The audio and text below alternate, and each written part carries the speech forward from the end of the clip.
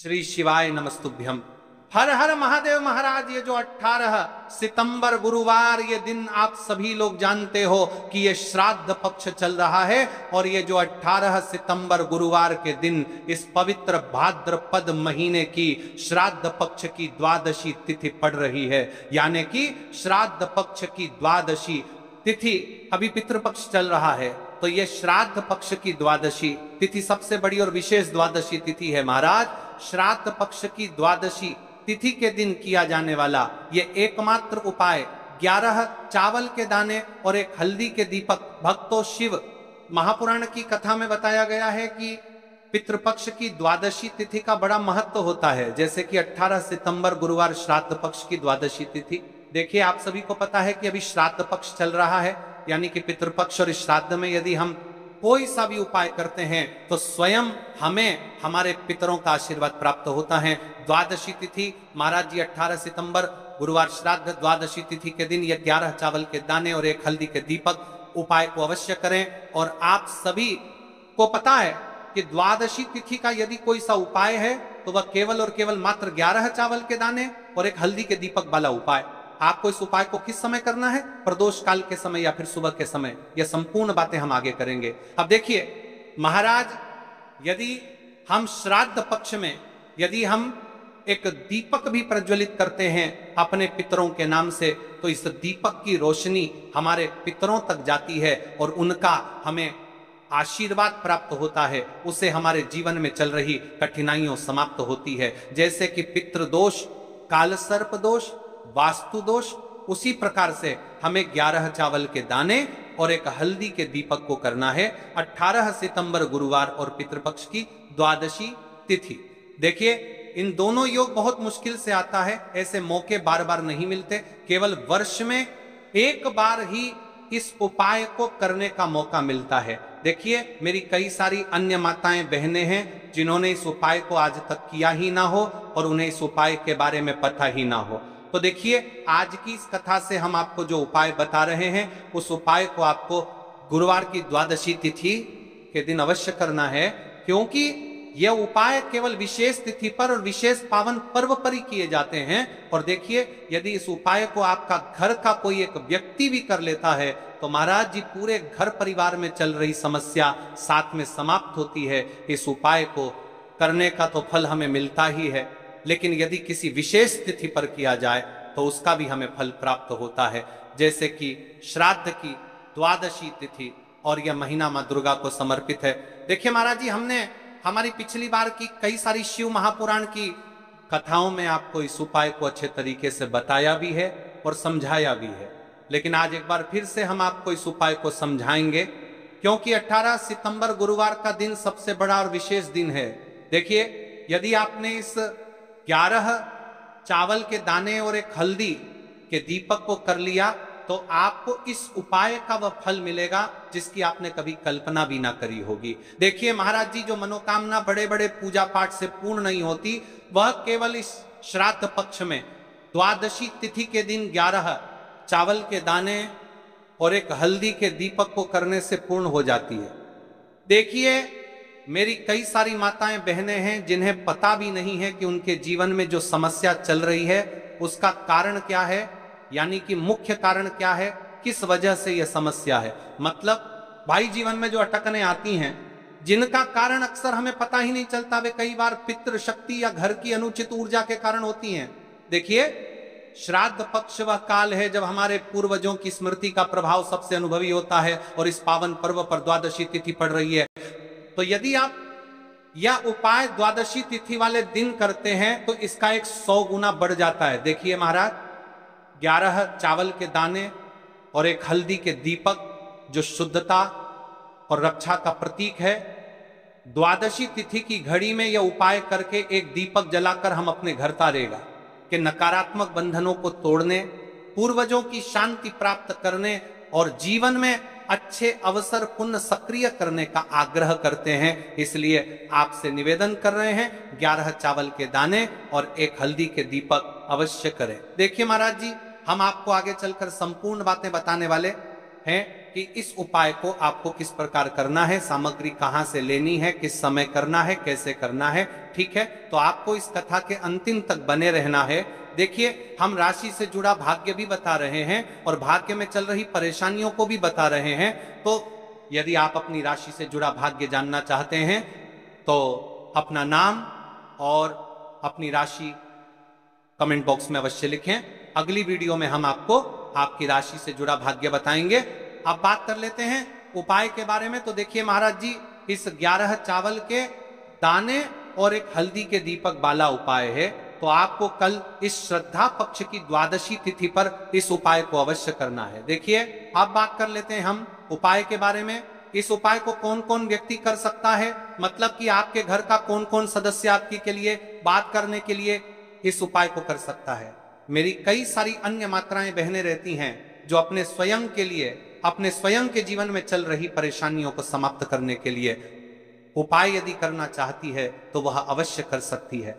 महाराज और मेरी कई माताएं बहनें अपने परिवार वालों के लिए, अपने सदस्यों के लिए उपाय करना चाहते हैं तो वह भी कर सकती है। ध्यान रहे, 11 चावल के दाने और एक हल्दी के दीपक। तो उपाय की ओर आगे बढ़ने से पहले हम जान लेते हैं, कल जिन माता बहनों ने कमेंट किया था अपनी राशि से जुड़ा भाग्य जानने के लिए, वे लोग जान लो आज अपनी राशि से जुड़ा भाग्य कल की 2 विशेष राशि लिए। देखिए, सबसे पहली और विशेष राशि है सिंह राशि। देखिए, यदि आप गुरुवार की द्वादशी तिथि के दिन एक दीपक पितरों के नाम से प्रज्वलित करते हैं तो विशेष कर आपको आपके पूर्वजों का आशीर्वाद प्राप्त होगा। आपके कार्य में जो भी अड़चन आ रही है वह समाप्त होगी। दूसरी राशि है कर्क राशि। देखिए, आपकी धन संबंधित परेशानी समाप्त होगी। विशेषकर श्राद्ध में आपको प्रदोष काल के समय इस उपाय को पितरों का नाम अवश्य करना चाहिए। ठीक है, अब बात कर लेते हैं महाराज जी हम उपाय के बारे में। देखिए, 11 चावल के दाने और एक हल्दी के दीपक के उपाय के बारे में। तो देखिए, महाराज की वीडियो को आपको अंतिम तक देखना है और हम आपको आगे संपूर्ण बातें बताने वाले हैं कि आपको चावल के दाने कहां से लेना है, उपाय को किस प्रकार करना है, शिव मंदिर में किस समय करना है, कैसे करना है, घर आकर के क्या करना है, शिव को क्या बोलकर आना है। ठीक है, तो वीडियो को बीच बीच में से स्किप ना करें। 11 अखंड चावल के दाने और हल्दी का दीपक, तो भोलेनाथ की कृपा से मनोवांछित फल प्राप्त होता है। आज मैं आपको हर छोटे छोटे चरण को विस्तार से समझाऊंगा। कई सारी माता बहनें उपाय को बहुत जल्दी करती है और फिर कहती है शिव हमसे प्रसन्न नहीं होते। सबसे पहले मन को शांत कर लो। सुबह हो तो नित्य स्नान करके स्वच्छ वस्त्र पहन लो। यदि प्रदोष काल में कर रहे हो तो भी साफ सुथरे कपड़े पहनो। मन में सच्ची श्रद्धा और विश्वास हो, यही सबसे बड़ा साधन है। आत्मा में अहंकार या जलन न रखो। उपाय केवल शिव मंदिर में किया जाना अनिवार्य है, घर में नहीं, मंदिर में ही करना है। 11 अखंड चावल के दाने, एक एक दाना पूरा फटा हुआ न हो। बाजार का ले सकते हो या घर की रसोई के दाने भी चलेगा। हल्दी का दीपक, जो कि गेहूं के आटे से दीपक बनाएं और उसमें हल्दी पीसी अच्छी मात्रा में मिलाएं। नमक बिल्कुल न डालना है। दीपक में रुई की बत्ती लंबी और तेल भरें। तेल के लिए तिल का तेल आदर्श है, पर आप तिल, सरसों, साधारण दीप तेल में से कुछ चुन सकते हो। कम से कम इतना तेल डालें कि दीपक स्थिर जलता रहे। हमें इस उपाय को यदि सुबह के समय कर रहे हैं तो आपको 1 लोटा शुद्ध जल शिवलिंग पर जलाभिषेक के लिए लेकर के जाना है। यदि आप इस उपाय को करने के साथ में कोई अन्य सामग्री भी लेकर के जाना चाहते हैं तो आप वो भी लेकर के जा सकते हैं। ठीक है, जैसे कि फूल, कुछ ताजा पुष्प, 1-2 पुष्प मंदिर के लिए और 1 पुष्प घर ले जाकर रखने के लिए। यदि आप इस उपाय को करने के पश्चात शिवजी की शिवलिंग पर पुष्प समर्पित करना चाहते हैं, अष्टगंध समर्पित करना चाहते हैं, बेलपत्र, तो आप या अन्य सामग्री भी समर्पित कर सकते हैं। लेकिन हमें सबसे पहले उपाय करना है।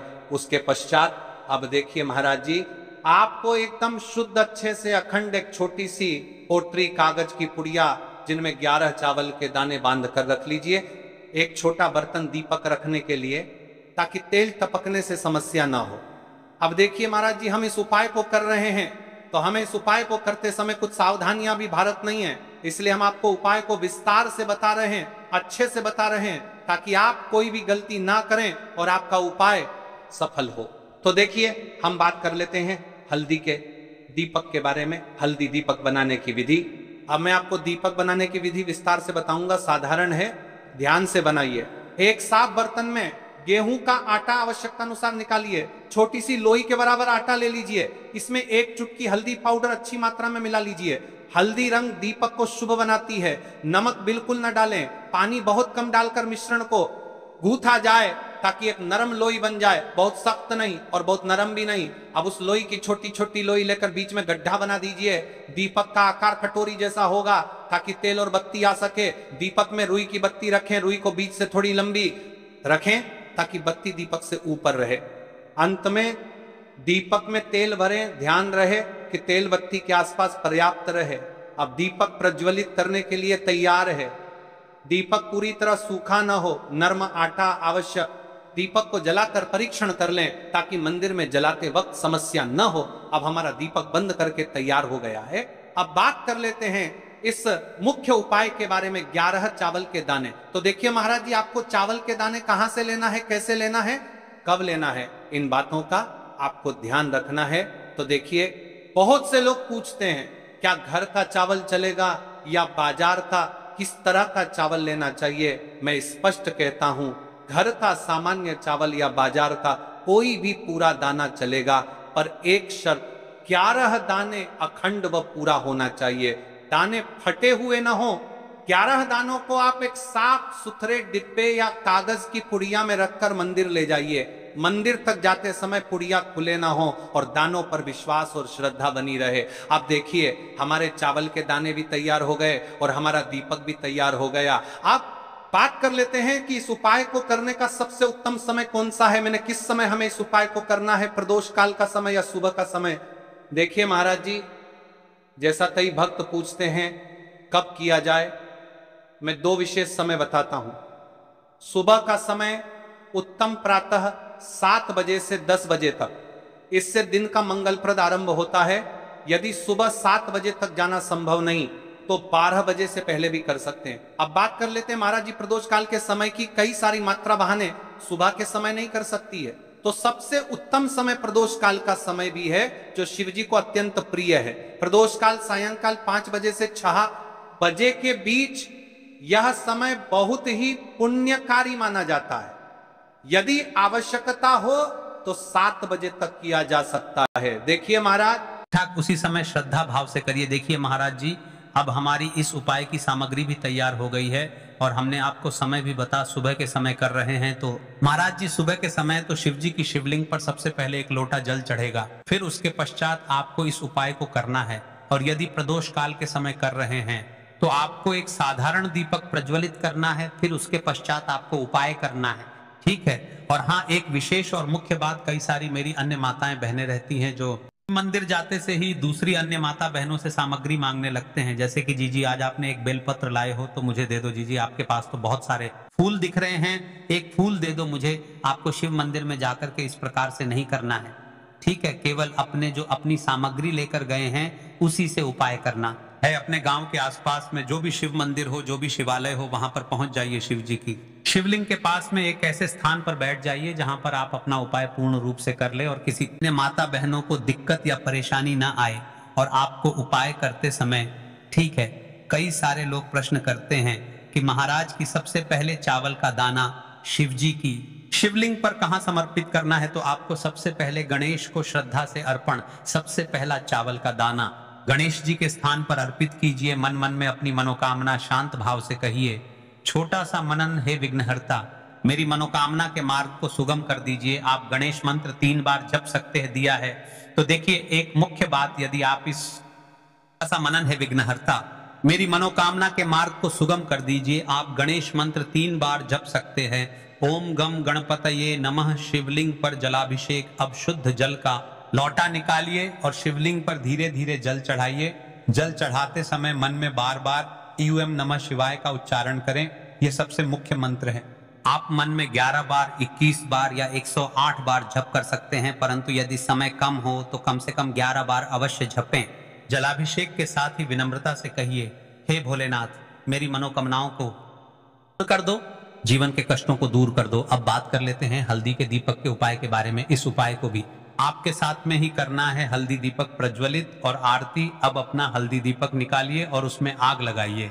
मंदिर नियम के अनुसार दीपक वहां जलाना था, तो मंदिर की अनुमति देखिए, पर यदि मंदिर अनुमति देती है तो दीपक शिवलिंग के पास रखें और प्रज्वलित कीजिए। दीपक जलाते ही ध्यान से कहिए, यह दीपक मेरे जीवन का अंधकार मिटाए, गरीबी और दुख दूर करे और घर में लक्ष्मी का वास कराए। दीपक की लौ से शिवलिंग का प्रकाश पूजन आरती कीजिए। दीपक को धीमे धीमे घुमाइए और ओम नमः शिवाय अथवा कोई भक्ति गीत गाते हुए आरती करें। अब जो आपने अपने साथ अन्य सामग्री लेकर के आए हैं, जैसे कि पुष्प लेकर आए हैं, अंत में फूल अर्पित कीजिए। एक छोटा सा पुष्प मंदिर से लेकर घर के मंदिर के लिए अपने साथ रख लीजिए। ध्यान रहे, जो भी पूजा सामग्री आपने मंदिर में छोड़ा है वह मंदिर के नियमों के अनुसार ही होनी चाहिए। कुछ मंदिर चावल दाने वापस नहीं लेने देते, इसलिए पुष्प घर के लिए अलग। पूरा कार्य करने के बाद हाथ जोड़कर कहते हैं, धन्यवाद भोलेनाथ, आपकी शरण में आता हूँ, मेरी मनोवांछाएं आप पूर्ण करिए। शांति और प्रणाम करके मंदिर से बाहर निकलिए।